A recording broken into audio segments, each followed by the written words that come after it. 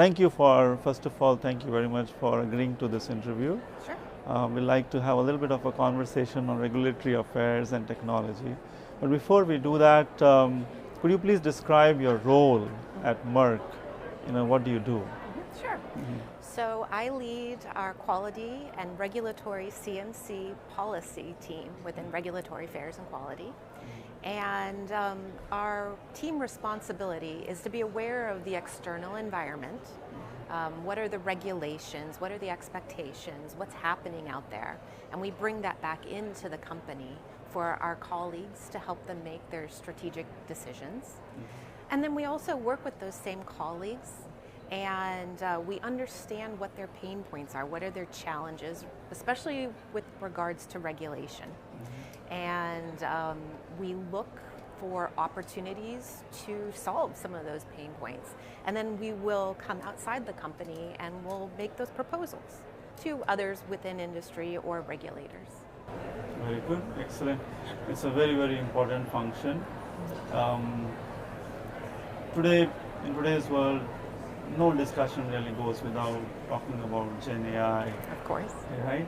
Yeah. So how do you see GenAI impacting or being used in your particular function, especially for making dossier or doing a data analysis, or even maybe preparing for the submissions? Yeah. How does it help? We can use it in all of those ways. If you take a step back, I look at it as a time saver, and it also it helps us to see trends that we might not see, or to find those trends more quickly. So for example, if we're talking about regulatory submissions, of course there's always the potential opportunity to use GenAI to start a first draft of a portion of that dossier. It's always easier to edit a document than it is to start with a blank page, particularly if we're talking about narrative text that's in that dossier. But also there's information requests that we'll receive back from the regulators. And particularly in a large company, one of the things that we can benefit from is the fact that we have a large database of those questions that we've received from regulators in the past.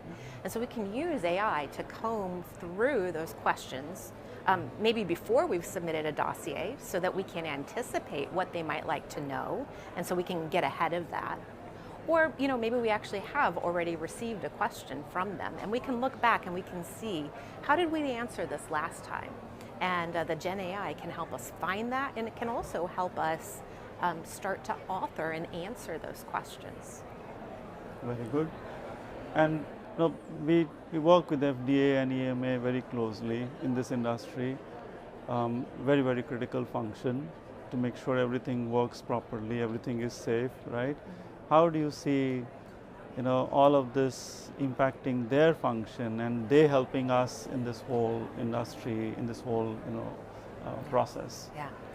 The interesting thing about the regulators and AI is not only are they regulators of the tool, but they're also consumers, right? And so I think that is going to influence their regulation. They are learning just as we are. And they're on that same learning curve. They are seeing firsthand the benefits and how it can help them save time. But they're also seeing, some of the weaknesses. We have these discussions about, particularly if you're talking about generative large language models. Sometimes you see the hallucinations. That they are learning those red flags just like we are. And I think that will inform the regulations that they put in place as first-hand users. And then, of course, just as I've talked about how I see it as a time saver and an enabler of robust processes, I think the same is going to be true for regulators as well. They will be able to look for trends across submission dossiers or trends across inspections, site inspections that they conduct. So it's going to save them time manually combing through the data as well. Very good. We hope that they are already adopting it. Yeah. If they adopt it faster, that will actually help the entire industry also to speed up the implementations and adoption.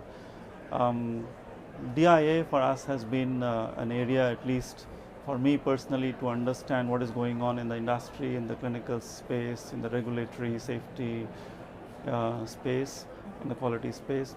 How has your experience been in DIA this year? Oh, I love DIA. I'm a repeat attendee. It's one of my favorite places to come and meet people that I've never met before, and to have these types of conversations. You know, it was interesting just today at lunch. I was at a table with some people I knew, some people I didn't know, and we were talking about GenAI and how we thought we might be able to use it, what the regulators might be thinking about it. And that's what's so special about DIA, is that we have the opportunity to bring all of these different perspectives together in a very informal setting and chat and move these topics forward and learn from each other. Excellent. Finally, what would be your advice to leaders or upcoming leaders in the regulatory affairs space, especially in the regulatory affairs space, as far as the GenAI and the digital technologies is concerned in general? Yeah. I would say jump right in.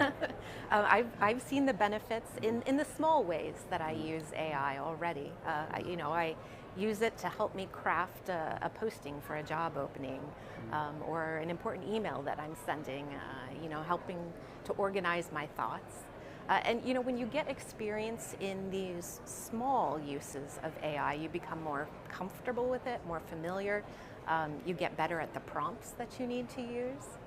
And then I think you're able to build in your sophistication as you gain that knowledge, and you can use it in more complex ways, and benefit from the models and the agents that can be employed.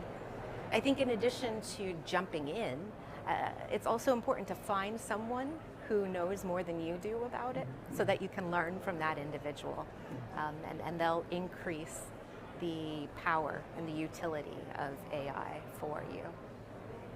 Thank you very much. Thank you for your time, Celeste. So that was Celeste, Senior Director, Regulatory Affairs from Merck.